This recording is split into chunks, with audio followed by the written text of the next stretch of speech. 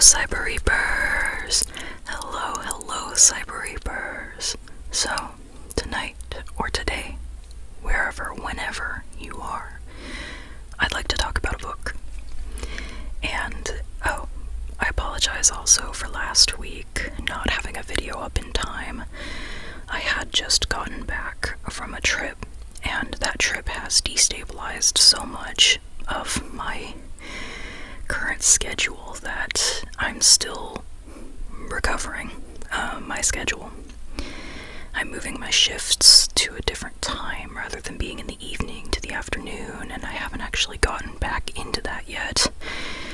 I haven't gotten back into work yet because I just have so much piled up of work that I couldn't do during the week road trip. So here I am, still catching up, and I'm like recording this, editing this, and uploading this, hopefully the day of. It's Friday today. I am uploading this on Friday, so it's a lot. And of course today didn't go quite as planned. Had an unexpected visit, and so that pushed back my scheduling and just so I am now hopefully though on the road to calm. But right now I'm just kind of in a mix of, I'm sort of calming down, but also sort of excited, to talk about this book. I feel like I haven't read a lot of contemporary romance in general, and this one technically does have a little bit of speculative fiction in it because it involves a time loop. So living the same day over and over again. In this case, I've written a time loop story. I haven't edited it and released it yet though. I hope to, but that one was excruciating. Because writing a time loop and remembering everything that happens over and over again, and then having the slight deviations, it's difficult. That one was an apocalypse story, but this one is a contemporary romance. So I'm kind of just sort of, I'm new to it. I'm new to contemporary romance in general in reading it. And also this was a fairly new experience of trying it as an audiobook because I want to see if I can, again, as part of the whole shifting my schedule around, I'm trying to see if I can take time to listen to audiobooks while I'm doing other things that I need to do, like crocheting or chores or just walking, exercise, that kind of thing. And I found that I'm having a hard time integrating it, harder than I thought, but it still was enjoyable. And I think I want to try audiobooks a little bit more still. We will see. But yeah, so the book I'm talking about is called Time and Time Again by Chatham Greenfield. So, let's talk about it, right? Okay, so I mentioned it's contemporary romance, and the two leads, one of them is named Phoebe. Phoebe is a plus-size Jewish lesbian, and she kind of grew up not feeling a lot of, not connected to a lot of people or a lot of friends, but she has, her family. Also she has IBS, so she has a lot of problems with, her stomach and food, and, oh my gosh, the amount of relatability I had to it was actually kind of insane. I do not personally have IBS, however, I have had many stomach issues in the past. I'm allergic to meat. I did not figure that out until a few years ago. And so, just every day I would be sick for apparently no reason, or almost every day. And then I figured out I'm lactose intolerant, which didn't really show up until, about a year or two ago, the symptoms. But as a result, I'm yeah, a lot of the descriptors and a lot of the problems that Phoebe has with, like, talking about it to other people, like, I definitely feel that, because, yeah, it's just not really something I talk a lot about with other people, because it is such an uncomfortable topic. You don't want to talk about what happens with an upset stomach. You don't want to, like, say no when someone is, like, trying to give you food, you know, someone you care about, you know. You don't want to be too much or anything when you are going out to a restaurant and they don't serve anything that you can actually eat that is considered a meal, you know. Like, it's a lot, and I related so much to her. And in addition, a lot of, like, her thoughts about, like, her fatness, right? I am still very much, I'm still, like, trying to figure out how to accept my body as it is, and as it becomes, I guess. You know, I'm trying to accept the double chin, and the, like, I just realized I angle this, like, I angle the videos and photos I take so that it minimizes anything that shows my chin. However, in a lot of photos, it does show up, especially photos taken by other people, because they're not, you know, they're not watching for that. And so I go, that's not how I would have taken that photo.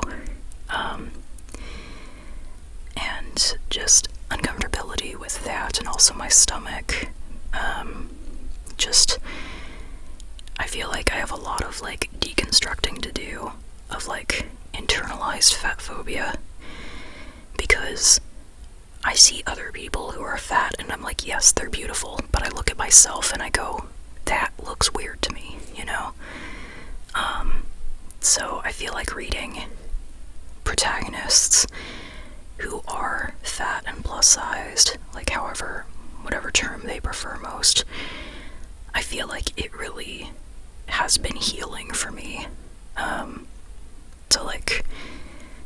to get to sort of vicariously live through their journeys of accepting themselves, you know, and finding love for themselves, and also other people who love them, you know. So, yeah. I think those are the ways the book hit me the hardest. I don't usually go right up front, I don't think, in how they hit me the hardest, but I did just finish reading the book, and so I think those thoughts are what are lingering the most with me. So, how about that? We just end the video there. No. Let me actually tell you what the plot is, right? And I only told you about Phoebe. I didn't tell you about Phoebe's love interest. So, Phoebe's love interest, their name is Jess, and yes, they use they-them pronouns. Gotta love that. As a they-them user. So, yeah, Jess is non-binary, lesbian, also Jewish, and has arthritis, which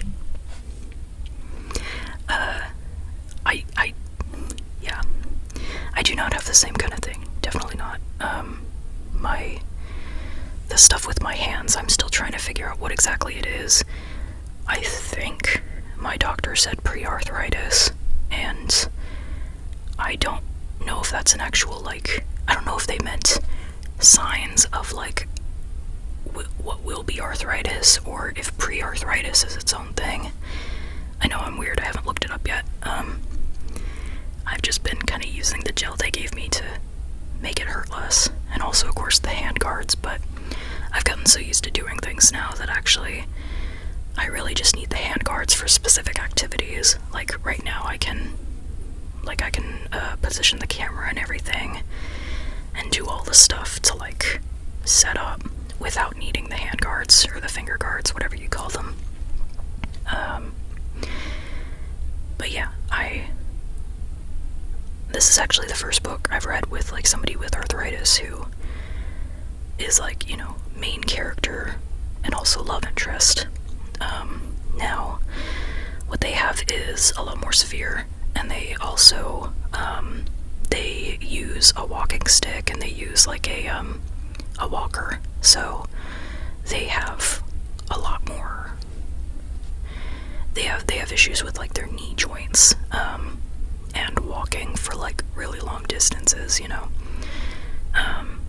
So it's really neat how the two of them, like, not only accept each other so much and so well and complement each other, but they also are so accommodating. Like, they know to ask, or to look for, like, whenever the other needs an accommodation, right?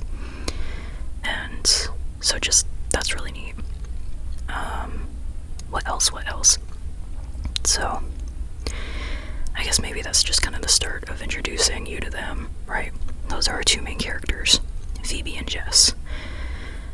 What happens in this book, right? So, I mentioned there's a time loop. Phoebe gets stuck in a time loop of basically reliving August 6th every single day, just reliving August 6th. And she does so for like about a month, just by herself, as in she relives each day, and everybody around her doesn't remember that they have relived that day over and over again. It's just her. It feels super isolating. She's read up on so many different like time loop theories and all the movies, and like done a lot of research on it, but hasn't been getting much of anywhere.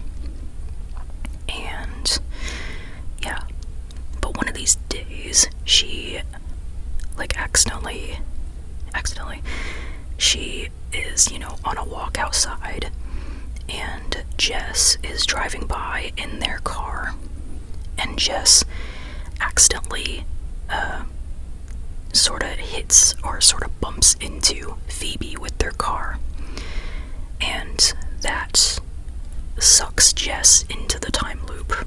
Now, Phoebe isn't living it alone. Jess is also reliving August 6th every day without other people remembering it, except Phoebe. And whenever they realize, you know, the other remembers, they start comparing notes, and,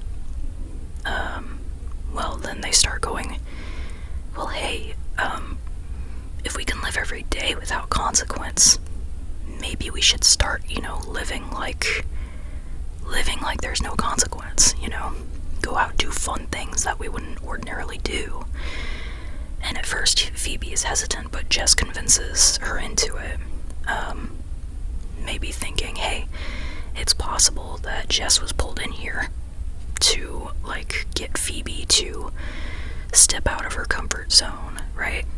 And so they go on adventures, and they have fun, you know, a lot of fun, cute interactions and stuff that I really enjoyed. And I think really it is a matter of, you just gotta read the book to experience all the good feels and the fun, them going around places and interacting with each other's families and friends. And over the course of the book, there's so much character growth I love. Without going too deep into it, both Phoebe and Jess grow as characters. I'd say Phoebe grows more confident, and Jess learns to put themselves first sometimes, instead of just like catering to everybody else all the time. And yeah, that's all I'll say. You can figure out the rest of the development from reading it. Yeah, I had a lot of fun reading this. It was cute. It was a nice, just really character-focused kind of book, where you could just kind of get sucked into the little adventures of these two teenagers that are in a time loop, and they don't ever actually do anything all that bad. I mean, they do kind of vandalize a bully's car, but they vandalize a bully's car, so, yeah.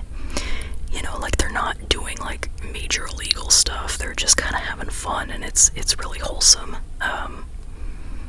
And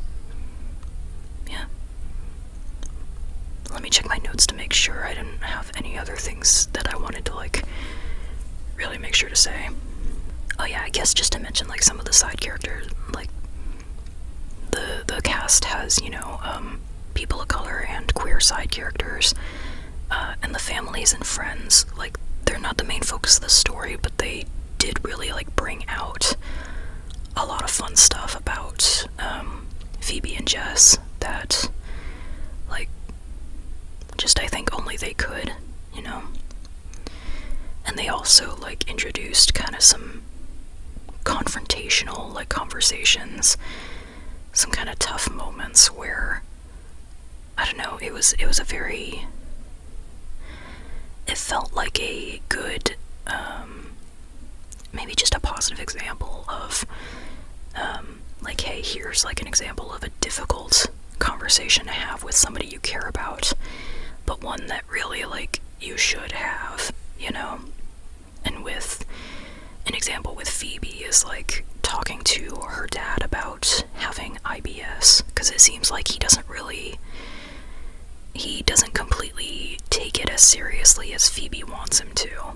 And so that conversation felt really healing for me, because there are some things about, like, my identity and disability related stuff, and also non-binary related stuff that, like, I want to talk about to people I care about, but, like, I am scared of how they will react, because it seems like they don't quite get what it means to me, and I don't want to, like, I don't want to shake up the relationship too much, you know. Like, I'd rather the relationship be what it is now than any worse, you know, that kind of thing. And so I feel like conversations like those, witnessing that in books, is really important for having that kind of a example to motivate me, you know, into talking about these difficult kinds of things. And so I hope it's helpful for you too. I feel like those moments in books are really, really neat.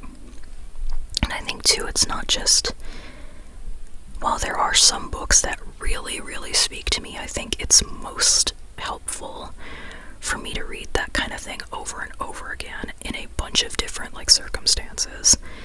And that's why I think, like, representation is so important, for example, because there are certain conversations that happen in relation to certain identities that are nuanced because of those identities.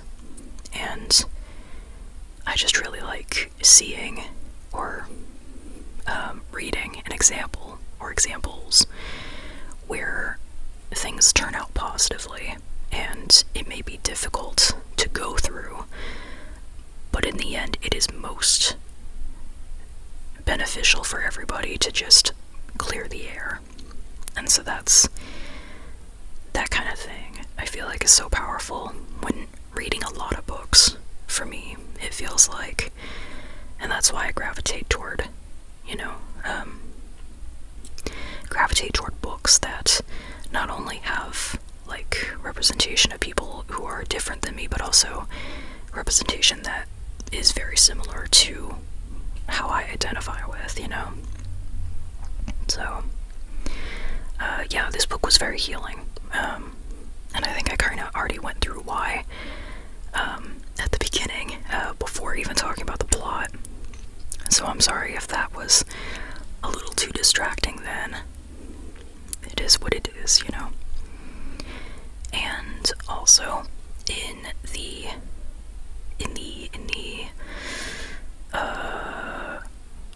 okay, I don't know how to end that sentence, so how about I just change it to, in all honesty, I am gonna try to keep this video fairly short. Some of it is just, I don't have a lot else to talk about, because a lot of it, this is one of those books where it's like a lot of the experiences are more fun to just be experienced and not, like, talk about it as much. But also, you know, I am recording this a few hours before this is supposed to upload. This is probably the latest I've ever done a video right before, like, uploading it. we'll see how that goes. If I really think it's not ready, then I'll upload another message apologizing, but hopefully it'll be good quality, we'll see. And yeah, I also am just kind of nice and focused, because I'm like going, alright, I'm here.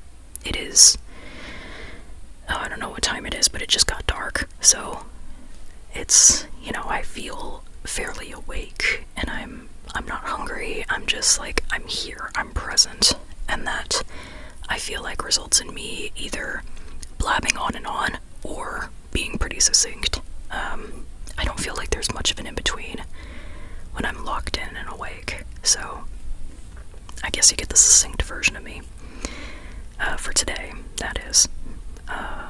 Yeah, because that was all my notes. I just wanted to bring up the side characters again.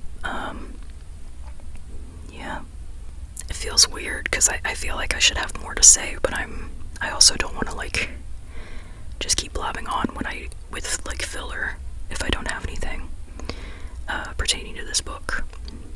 Anyway, so yeah, you heard my week is kind of hectic, but I think hopefully next week I'll be able to kind of settle down a bit. So we're gonna see. I don't even know what book I'm gonna attempt reading next week yet, but I've got plenty on my list, so we will find out. And hopefully there will be one that I have to recommend next week. I'm not very picky when it comes to like me liking books. Usually if I like the synopsis, or what I hear about a book, I will like the book.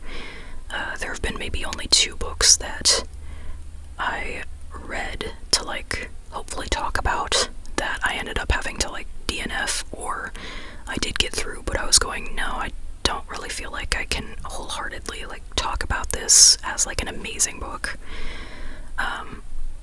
So yeah, just to let you know, I'm not just making up all these good things about books I don't care about. I do genuinely care about every single one of these that I post.